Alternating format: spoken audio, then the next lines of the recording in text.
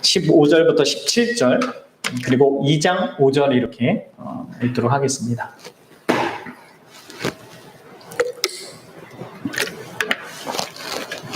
구약성경 요나서 1장 15절부터 17절까지 읽고 그리고 2장 5절 읽겠습니다.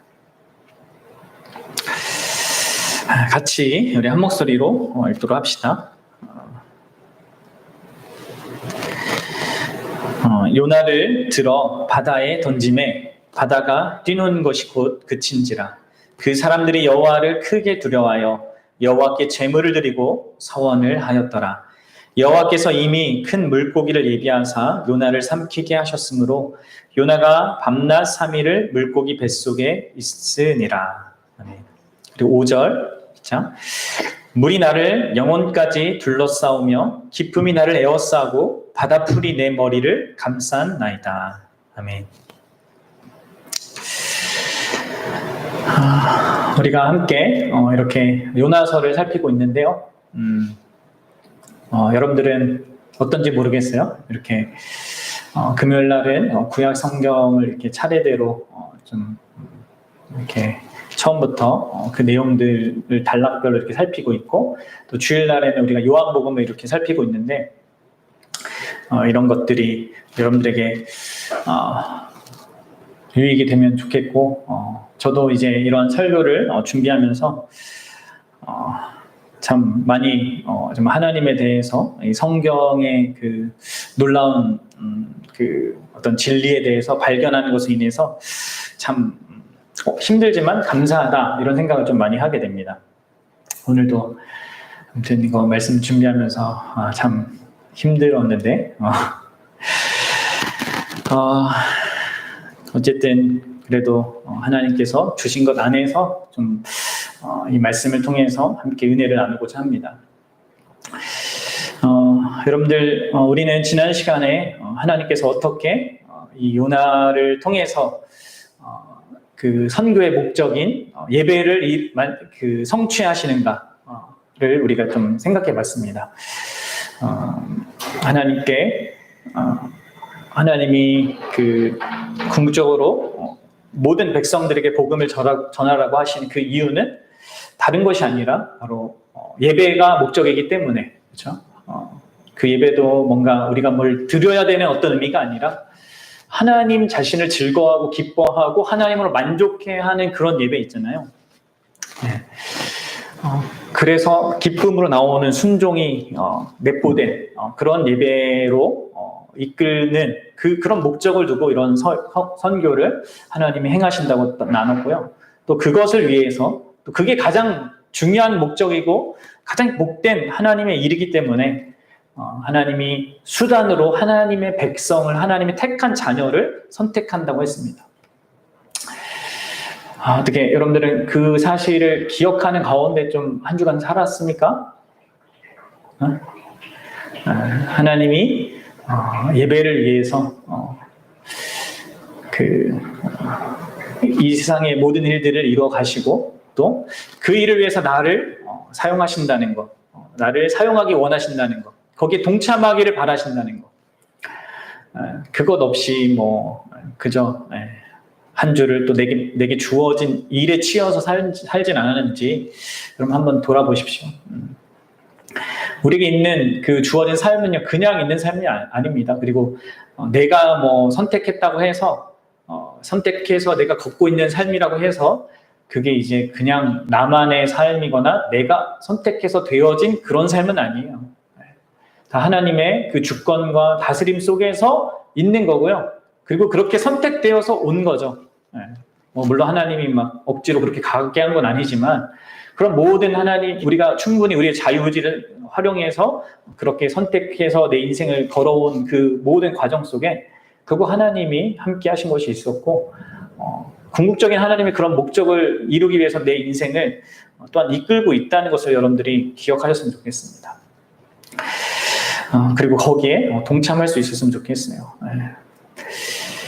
그리고 그런 일들이 있으려면 어찌하든지 주님을 위한 어떤 희생이 우리에게 좀 있어야 된다는 거죠. 그거는 이제 하나님 편에서도 그렇고 이제 다른 사람의 영혼을 또 하나님께 이끌기 위해서 그런 희생이 우리에게 필요하다고 이렇게 좀 생각을 잘 했으면 좋겠습니다. 그리고 그것이 정말 복된 일이라는 것을 알았으면 좋겠어요. 오늘은 이제 17절을 좀 중심으로 해서 요나가 드디어 이제 물에 빠지고 요나서 하면 바로 떠오르는 그 큰 물고기, 그 큰 물고기에 삼키는 그 사건이 일어난 것을 함께 좀 생각해 보려고 합니다. 17절은 뭐 간단한 구절이지만 이 구절 안에는 우리가 특별히 하나님에 대해서 생각해 볼 내용들이 있습니다. 우리가 요나 이야기를 딱 생각하면 언제나 요나라는 인물에게 어떤 우리의 초점을 맞추는 그런 경향이 항상 있습니다. 성경을 볼 때 자꾸 그런 것이 우리의 어떤 선입견처럼 있는데요. 이것들을 늘 우리가 주의해야 합니다. 우리는 성경의 인물에 초점을 맞추면 안 됩니다.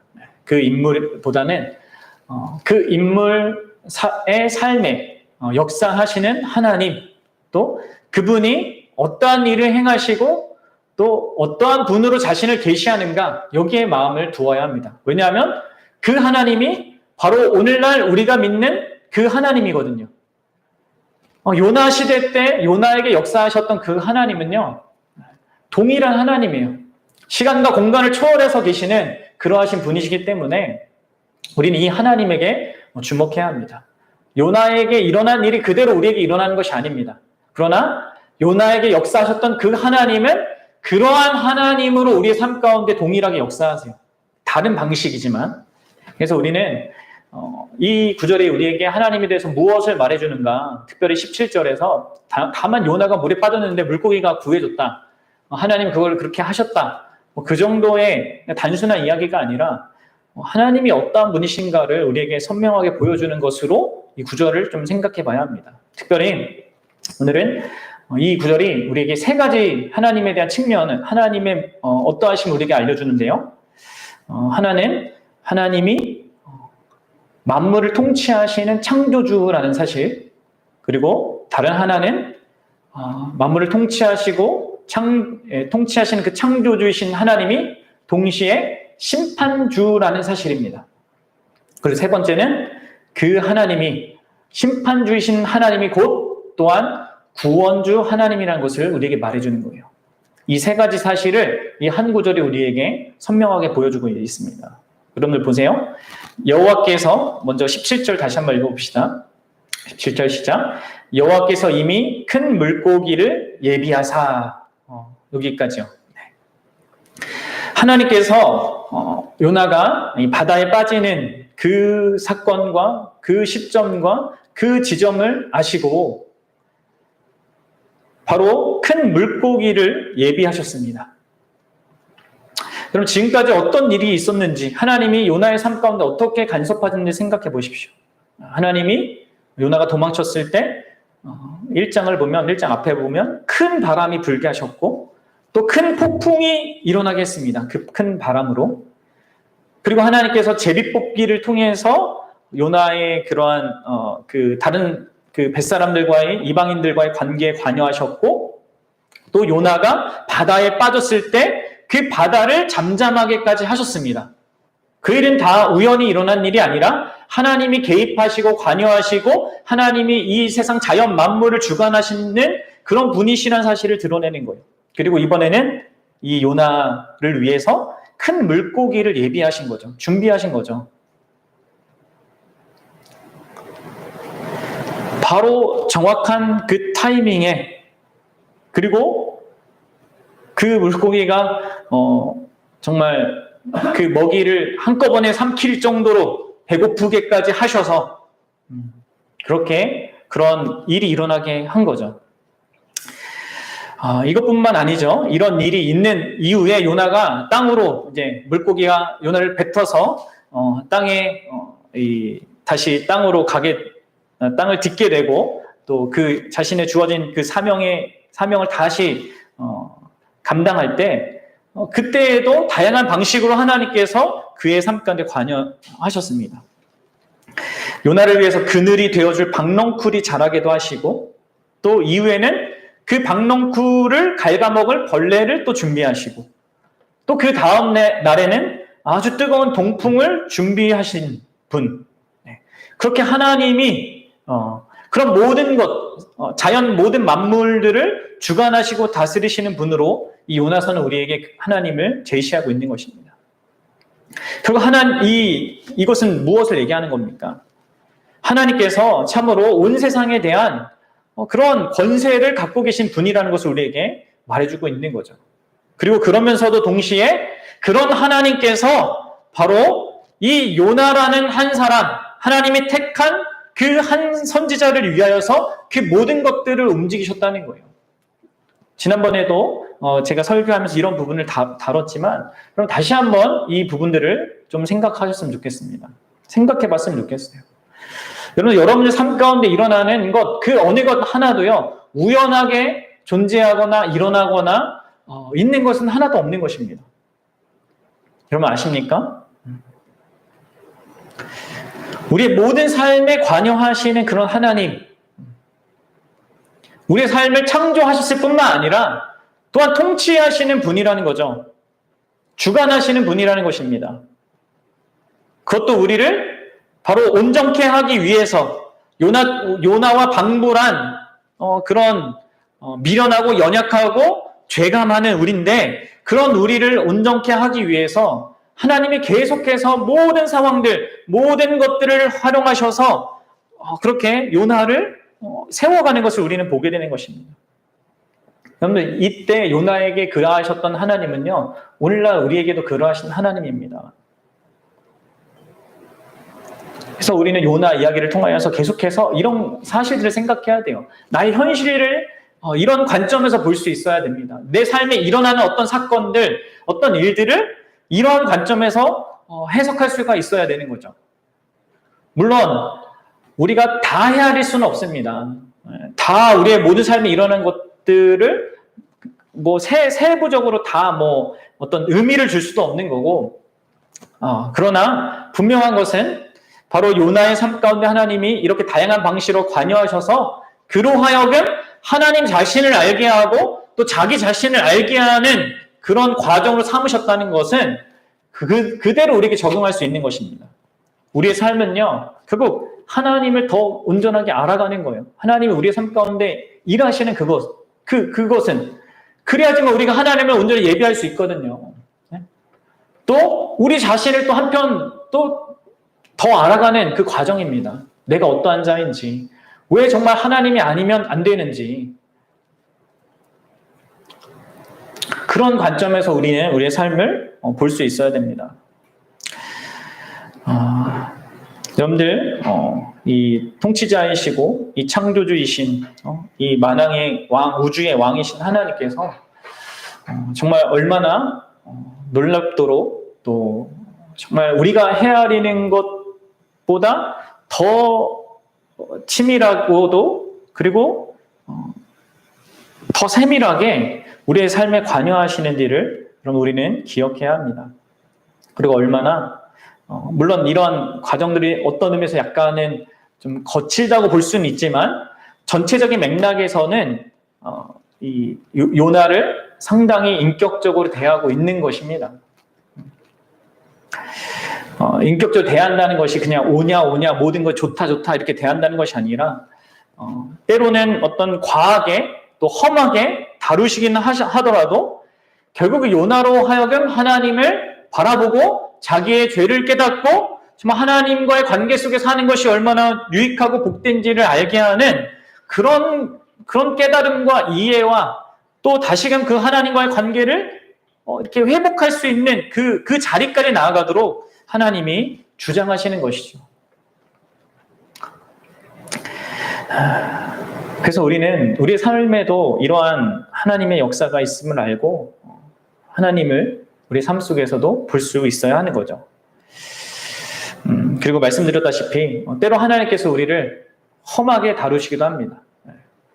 우리 자녀들이 나쁜 짓을 할 때 그것을 험하게 다룰 수밖에 없거든요. 그래야지만 그것의 심각함과 그것의 잘못을 깨달을 수밖에 없기 때문에 깨달을 수 있으니까. 쉽게 다루면 그것이 그렇게 범한 잘못과 죄가 쉬운 줄 아니까. 우리의 죄가 크면 클수록 그것을 험하게 그리고 심각하게 하나님도 다룰 수밖에 없는 것입니다. 그래서 하나님께서 요나로 하여금 물에 빠지게 하는 거고 또 큰 물고기에 삼키게 하시는 거예요.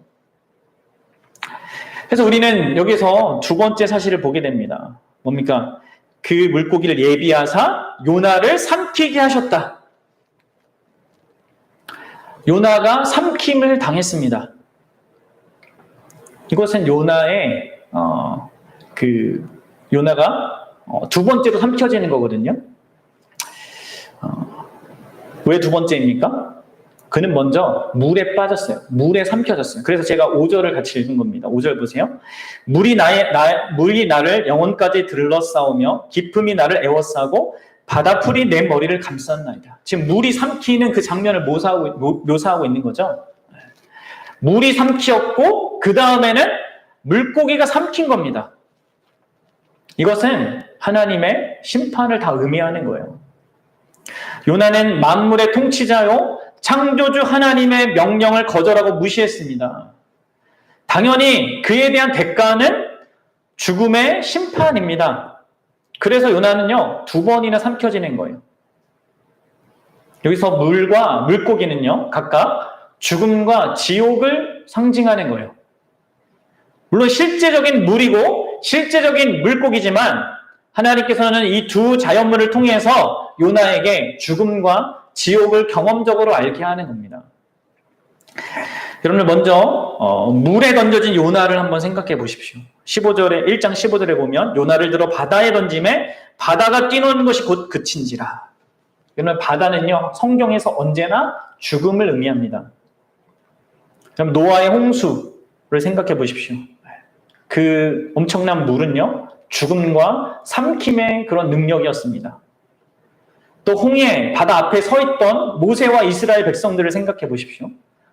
거기에서 이스라엘 백성들이 막 모세에게 원망하지 않습니까? 우리를 죽이려고 여기까지 데리고 왔냐. 그리고 요단강 앞에 있었던 여호수아와 그 이스라엘의 다음 세대도 마찬가지입니다. 물속에 들어간다는 것은 곧 죽음으로 들어간다는 것입니다. 그래서 물속에서 나온다는 것은 곧 그 죽음을 뚫고 나온다는 것을 또 의미하기도 해요. 이처럼 성경에서 물, 많은 물, 바다 이 모든 것들은요 항상 죽음의 권세, 삼키고 파괴하는 그런 권세를 의미합니다. 그리고 실제로 물속에 잠긴 사람은 실제로 죽음에 잠기는 거죠. 그래서 이 요나는 지금 죽음이라는 그 심판을 경험하고 있는 겁니다. 이 물속에서. 그래서 요나가 언제쯤 딱 물고기에게 딱 삼키게 됐을까요? 얼마나 그 물 안에서 경험하는 그 있잖아요. 그 죽음의 공포 혹은 죽음의 그 순간 그것을 경험하고 갔지 않았을까? 물고기에게 삼키지 않았을까? 저는 그렇게 생각하는데 모르겠습니다. 타이밍이 언제였는지. 여하튼 그렇게 물은 죽음을 이 요나에게 경험시켜 준 겁니다. 그리고 이 큰 물고기는 무엇입니까? 물속에서 그는 아직 고통의 그 극한을 경험한 것은 아니었습니다. 그래서 하나님이 바로 큰 물고기를 보내신 것입니다. 여러분들 이 물고기가 어떤 고래인지 또 어떤 혹은 공룡인지 이것을 알아보려고 하는 것은 전혀 쓸데없는 일입니다. 하나님께서 없는 데서 있는 것을 창조하신 창조주고 또 예수님께서 성육신 하셨고 부활하셨다는 것을 믿을 수 있다면 사람을 삼키는 물고기는 전혀 문제가 되지 않겠죠. 게다가 여러분들 일반적으로 어떤 책의 소설가라면 자신의 책의 내용에 어떤 초자연적 요소를 덧붙이는 경우가 있죠. 근데 그 이유는 무엇입니까? 보통 흥분을 자아내거나 볼거리를 만들어서 흥미를 유발시키려고 합니다. 그래서 그거에 관한 에피소드가 이렇게 상당히 그 양을 많이 차지해서 표현되죠. 하지만 요나서는 기적을, 그런 초자연적인 일을 그런 식으로 사용하지 않습니다. 다만 이 2절에서 17절하고 뭐 2장 1절 이 2절에서 큰 물고기가 있었다, 삼켰다, 이렇게 단순하게 언급합니다. 전혀 그런 기적에 대해서 중요하게 여기지는 않습니다. 단순히 실제로 벌어진 그 객관적인 사실을 전하는 데 그 목적이 있다는 거예요. 여기서 더 중요한 것은 물고기가 하는 그 역할이에요. 그 역할이 뭡니까? 삼키는 거예요. 삼키는 거. 어떤 사람들은, 또 많은 사람들이 이 요나서에 등장한 이 물고기가 요나의 구원을 위해서 등장했다라고 생각을 하고 이해합니다. 그러나 여기서 삼키다라는 이 동사는요, 구약에서 보통 파괴의 의미, 그러니까 파괴가 더 강화된 의미로 표현될 때 이걸 사용해요.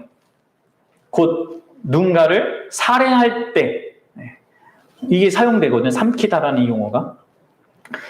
그러니까 이러한 저자가 의도적으로 이런 용어를 사용했다는 것을 보면 이 큰 물고기가 다만 구조하고 구원하는 수단이 아닌 겁니다.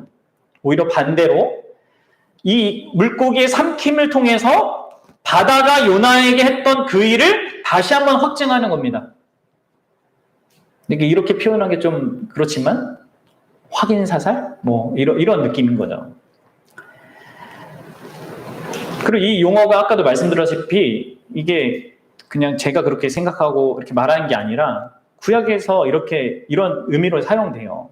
제가 읽어드릴게요. 예레미야 애가 2장 16절에 보면 보세요. 내 모든 원수들은 너를 향하여 그들의 입을 벌리고 비웃고 이를 갈며 말하기를 우리가 그를 삼켰도다. 우리가 바라던 날이 과연 이 날이라. 우리가 얻기도 하고 보기도 하였다 하도다. 이 적들이 유다를 향하여서 우리가 너희를 삼켰다 이렇게 얘기하고 있는 거잖아요.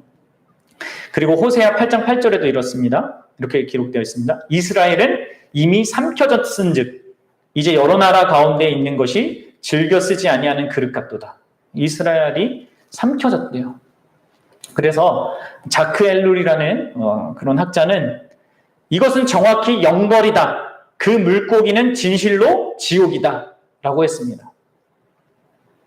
그러니까 요나는 지금 물고기를 통해서 죽음을 경험하고, 물을 통하여서 죽음을 경험하고, 이 큰 물고기를 통하여서 지옥을 경험하고 있는 겁니다.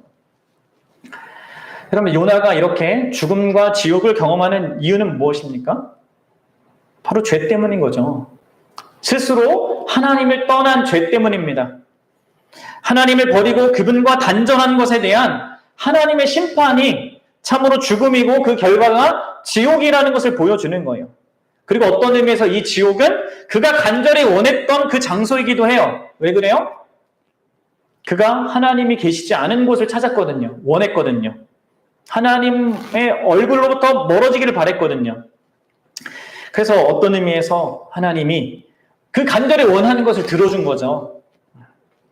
그가 간절히 원하는 것, 하나님께로부터 완전히 단절되는 그 자리, 그 장소에 이르는 것.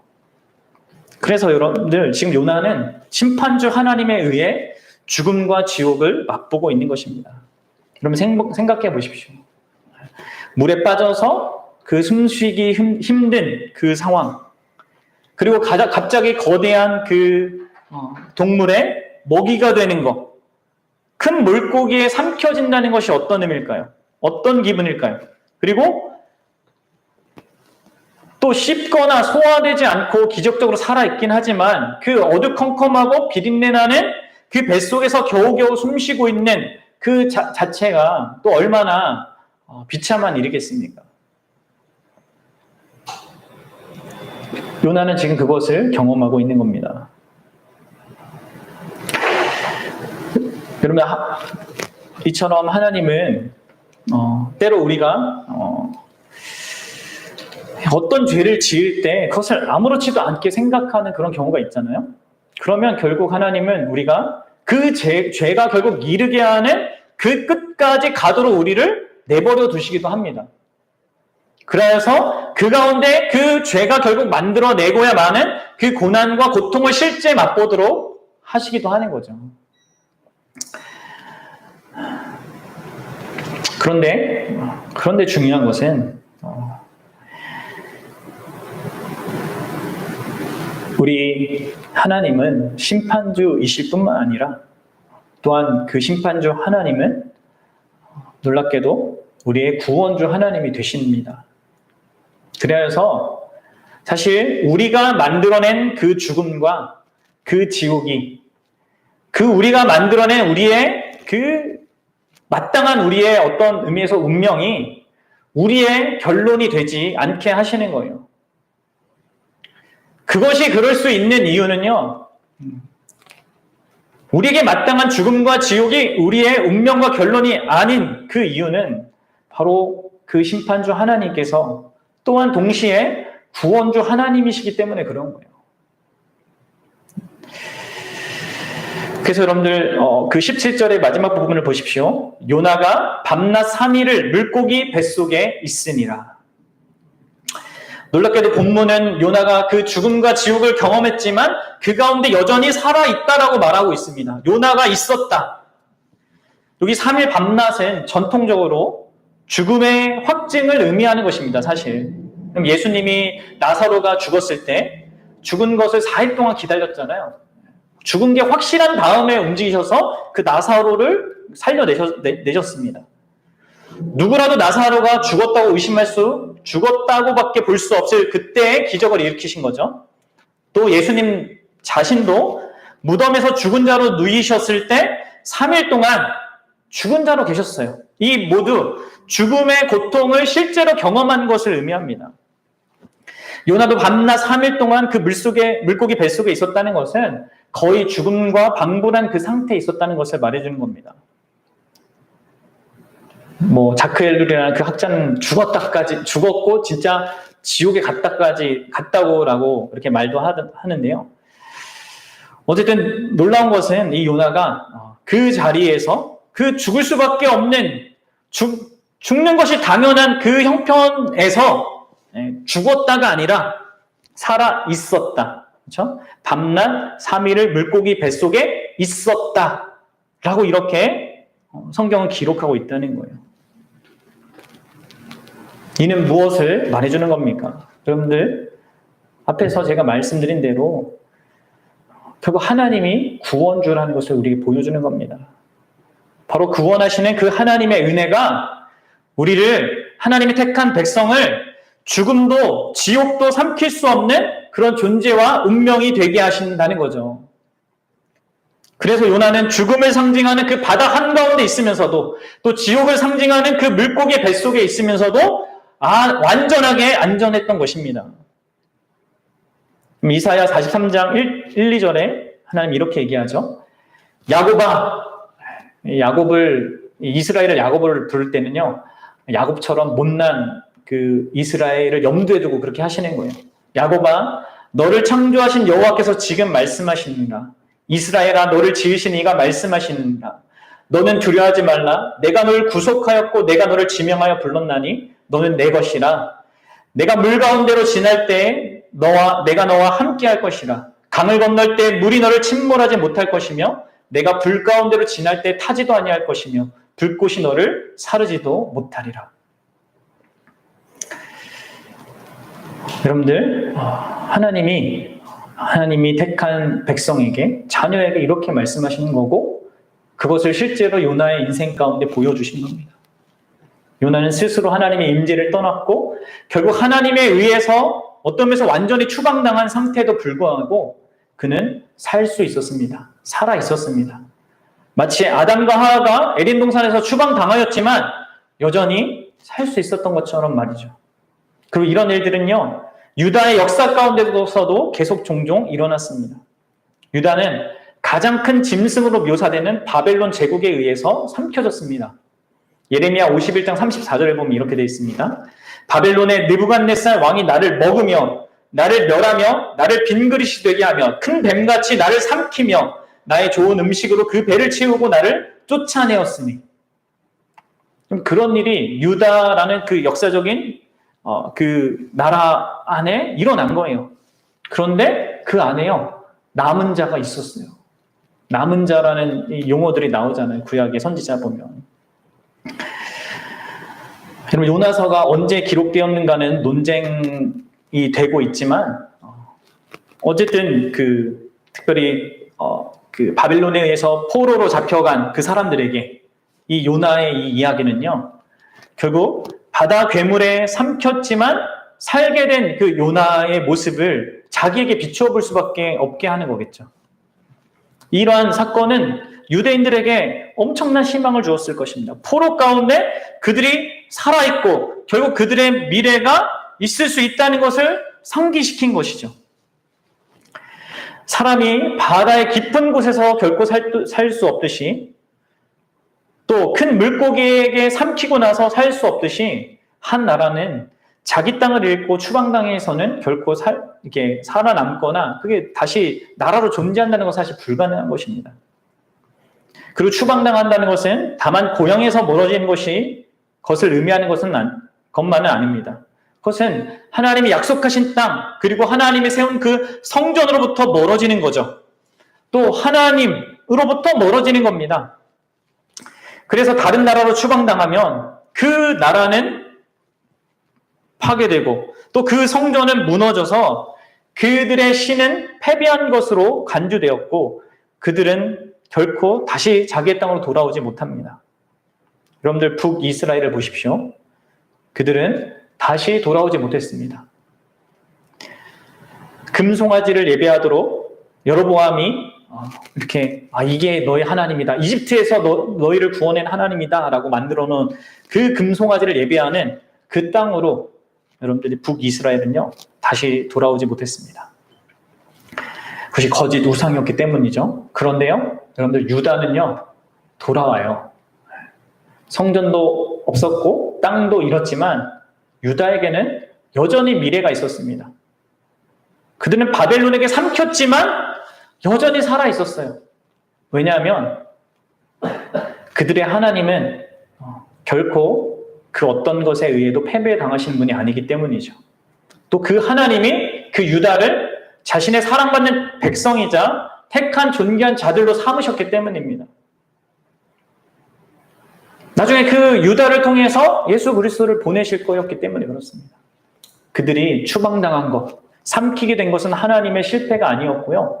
다만 그들의 죄와 반역과 신실하지 못함에 대한 하나님의 징계였습니다.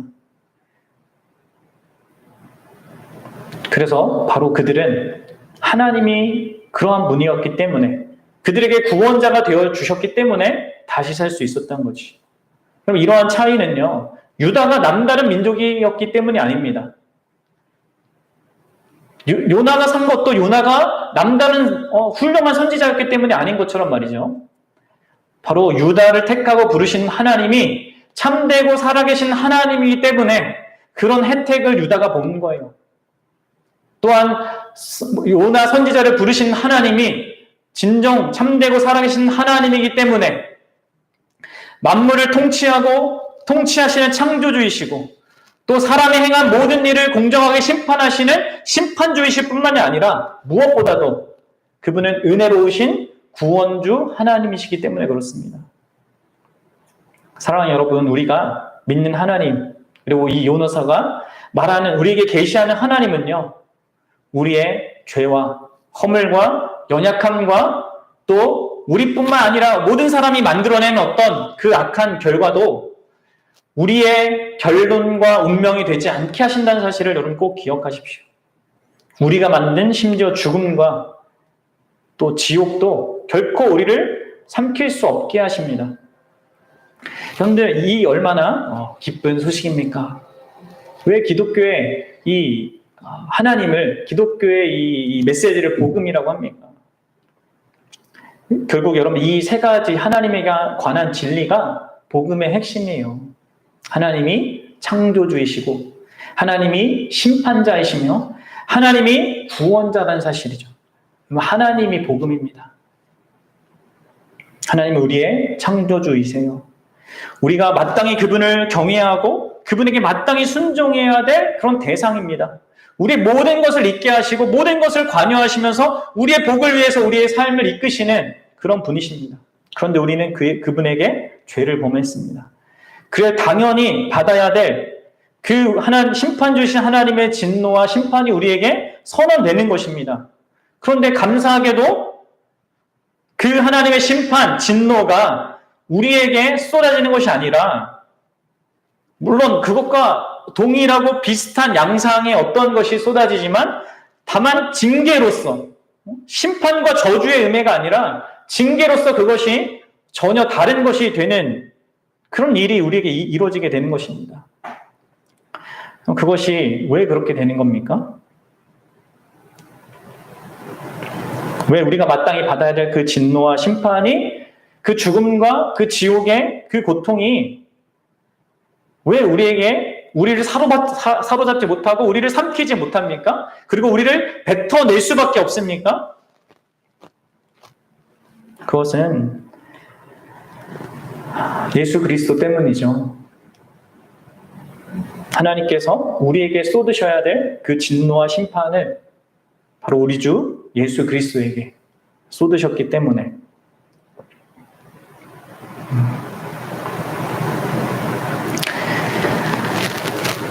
그리하여서 궁극적으로 우리가 죽음과 지옥에게 삼켜진다 하더라도 거기서 또 안전할 수 있고 거기서부터 결국은 요나처럼 벗어나는 겁니다. 여러분들 이러한 우리가 된 것은 전적인 하나님의 은혜이고 그리스도의 희생 때문이라는 것을 우리는 기억해야 할 것입니다. 우리에게 우리가 정말 이런 인생으로 살 수 있는 거 그래서 하나님께 다시금 이러한 모든 과정들을 통하여서 비록 우리가 죄를 범하고 그래서 그 죽음과 같고 지옥과 같은 어떤 현실을 경험한다 하더라도 다신 그 가운데서 우리가 이게 버려지는 것이 아니라 다시금 일어나고 다시금 벗어나서 하나님과 다시 온전한 관계를 누리게 되고 그 가운데서 살아갈 수 있게 되는 모든 것들은요, 바로 예수 그리스도 때문입니다. 심판주 하나님께서 우리에게 그렇게 은혜로운 구원주가 되실 수 있는 것은 예수님께서 그런 일을 우리를 대신해서 행해 주셨기 때문입니다. 사랑하는 여러분, 그리하여서 이러한 사실을 알고 살아가는 인생은요, 언제나 예수 그리스도를 자랑하고 예수 그리스도를 기뻐하고 즐거워할 수밖에 없습니다. 다만 우리를 그 죽음에서 건져내 주시는 것뿐만 아니잖아요.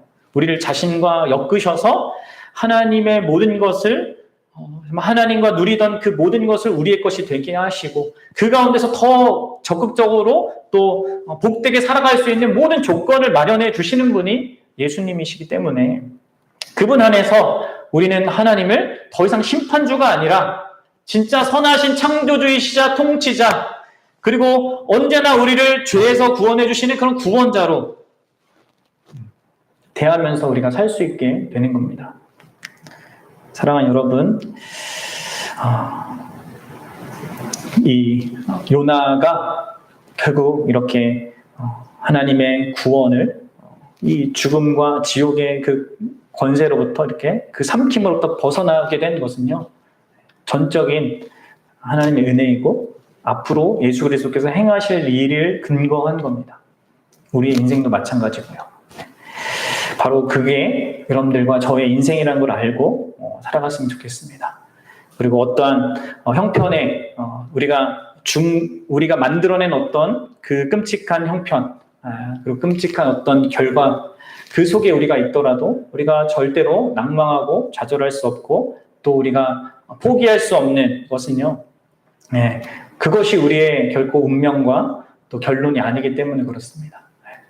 예수님이 결코 우리를 그 자리에 두지 않으시고 우리를 자신과 함께 일으키셔서 지금 하나님 보좌 우편에 앉아 계신 그 자리에 우리를 또한 앉게 하십니다. 아니, 이미 앉게 하셨어요. 그걸 아는 자로 이 땅을 살게 합니다. 여러분들이 바로 그러한 놀라운 큰 대상이라는 것을 알고 여러분들의 인생을 사실 수 있었으면 좋겠습니다. 그리고 정말로 그분만을 높이는 귀한 인생이 되기를 주님의 이름으로 축원합니다. 같이 기도하겠습니다.